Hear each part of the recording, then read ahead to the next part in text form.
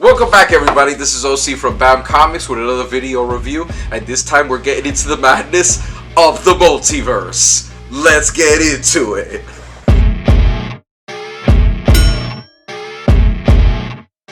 Doctor Strange and the Multiverse of Madness opened, and boy did it open with a bang. This movie was expected by so many people. There's a lot of high expectations. Was it going to be better than the first one?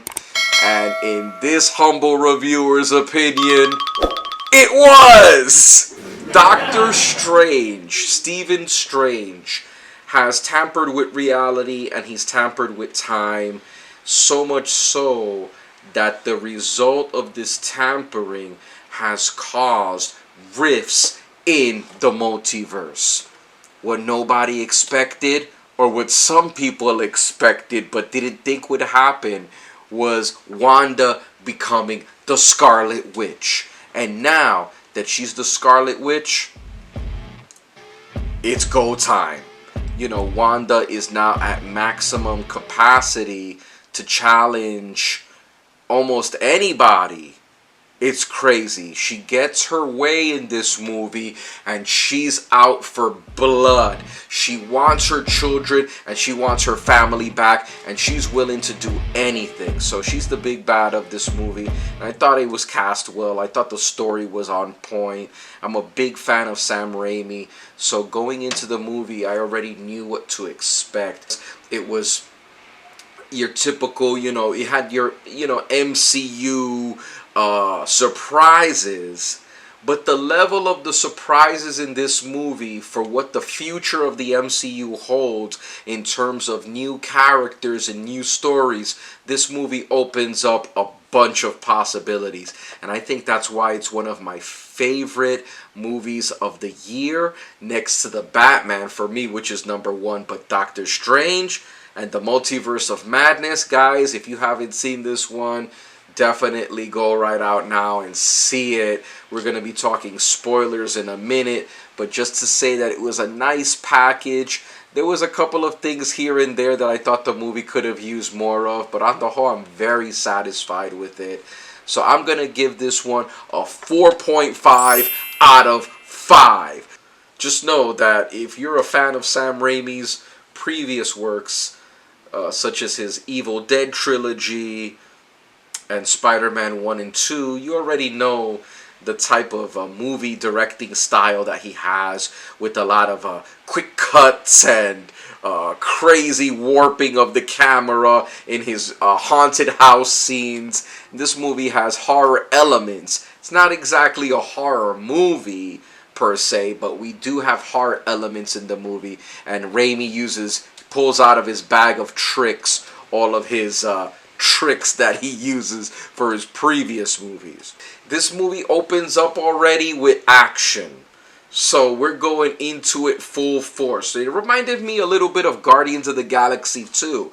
How Guardians, when that movie starts off with action, and we see that it goes into a dream, and he wakes up and he's like, oh my God, what's happening? Did I just kill America? No. America Chavez is the newest member of the MCU, and despite not knowing a lot of her backstory in the comics, I'm so excited that this new character is coming out, because I'm looking forward to the new team of Avengers, and she's representative of the new generation, along with Shang-Chi, who was really good in Shang-Chi and the Legend of the Ten Rings. That movie was amazing, and I just can't wait to see Shang-Chi and, of course, America Chavez team up with Miss Marvel and all of the new blood that's coming into the MCU over the next 10 years. Which, as I read reports that Benedict Cumberbatch is down to be Doctor Strange for the next 10 years. So there's a lot of growth opportunity in this franchise, and especially in the movie, there's a lot of growth for these characters. And Doctor Strange, with what happened in this movie, he could go any number of ways, right? Spoiler time! Spoiler alert! And now, spoilers. He doesn't have the time stone anymore, but what Doctor Strange does have is his full assortment of powers.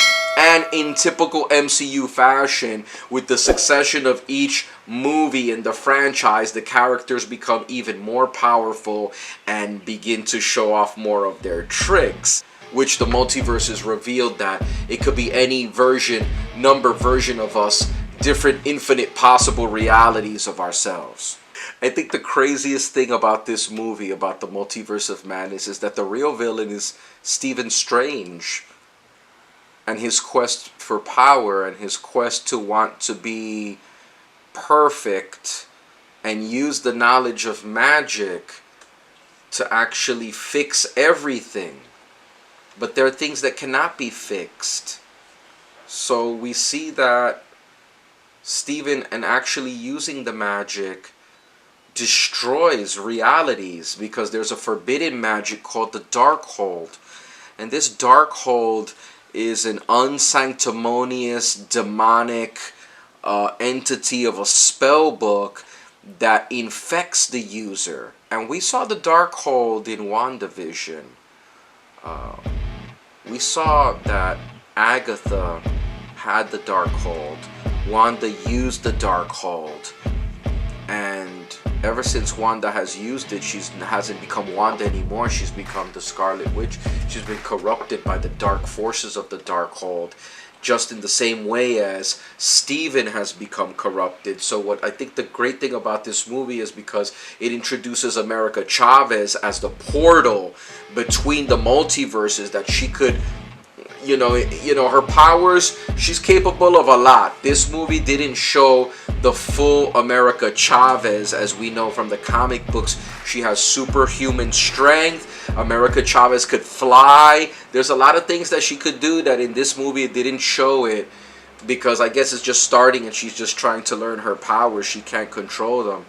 But using her as a multiverse portal and having Dr. Strange travel between these different realities and see different versions and encounter new characters is what this movie is all about.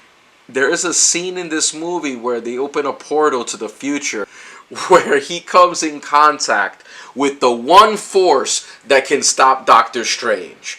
Because in the efforts to stop, you see, in the efforts of Doctor Strange to stop Wanda, he needs to use the dark magic.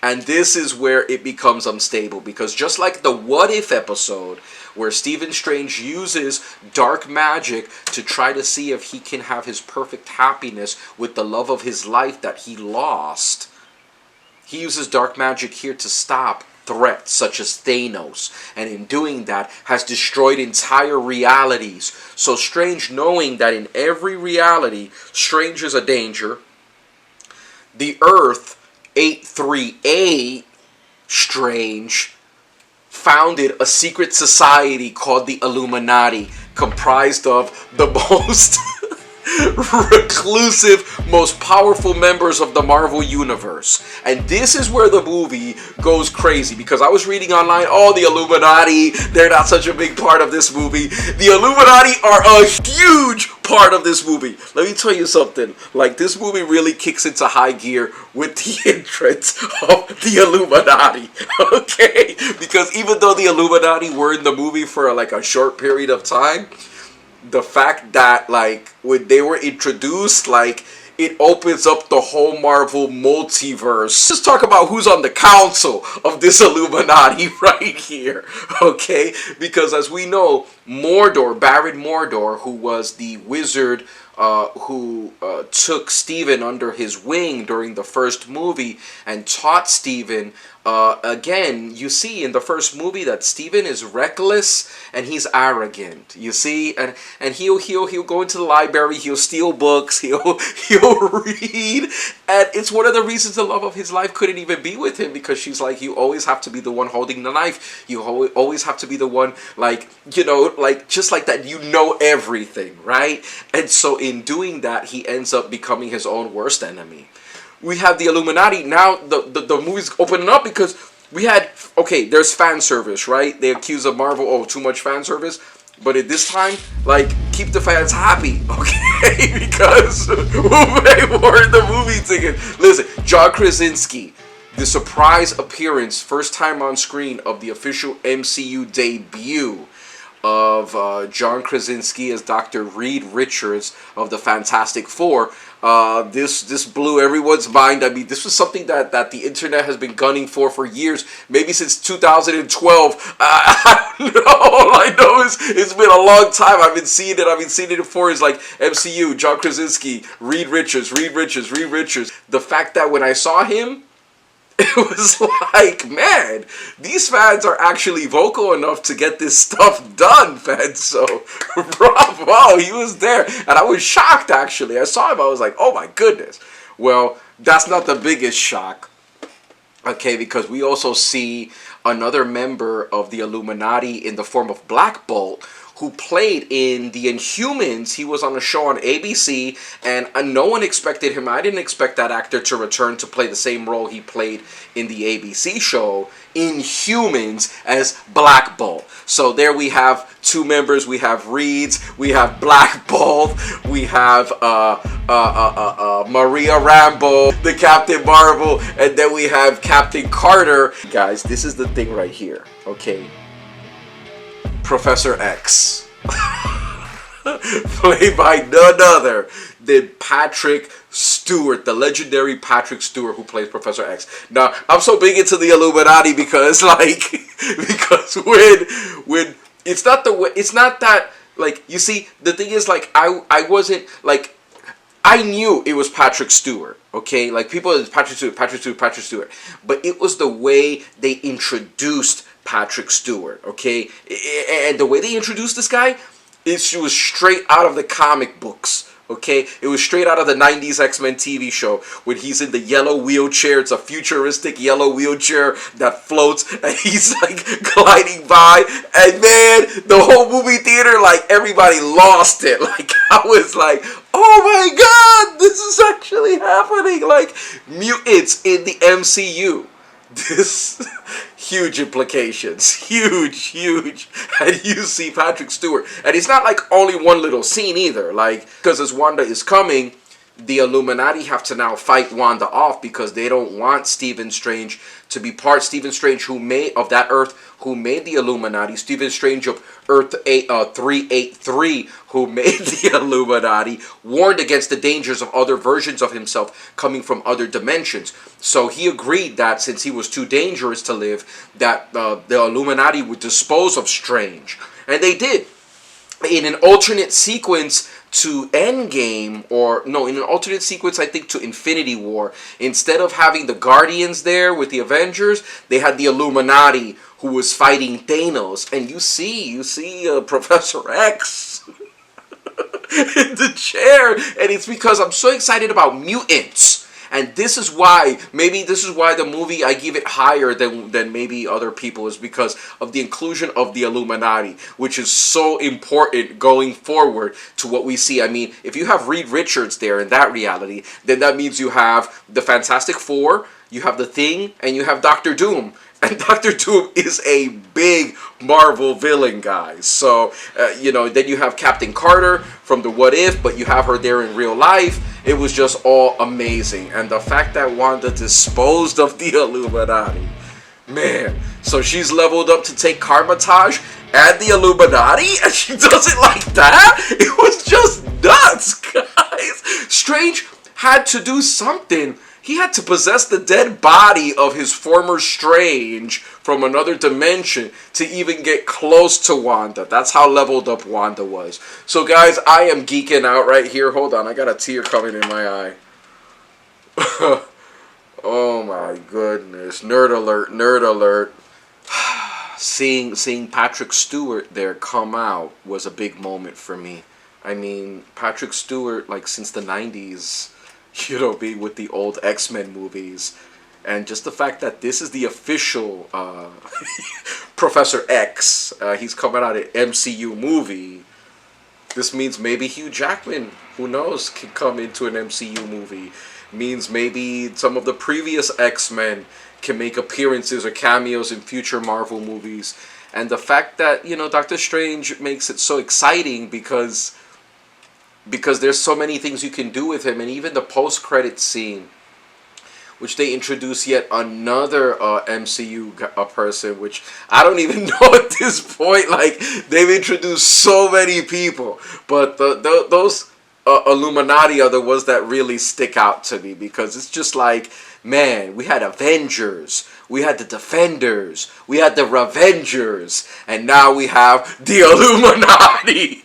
And this one is definitely for the fans. I would say that this movie is for the Marvel fans, big MCU fans, because maybe like casual people, like they'll watch this movie, it'll be a good movie. But for those of you who like really read the comics and enjoy the storylines and the characters, all I know is that this movie had it all. It had the action, it had the CGI, it even had the wire work that Sam Raimi is known for, this wire work, and you know, you having actors look like puppets and stuff, and it had a lot of moments where, like, you know, I hear online the complaint, oh, the CGI and all of that. It's supposed to look like that.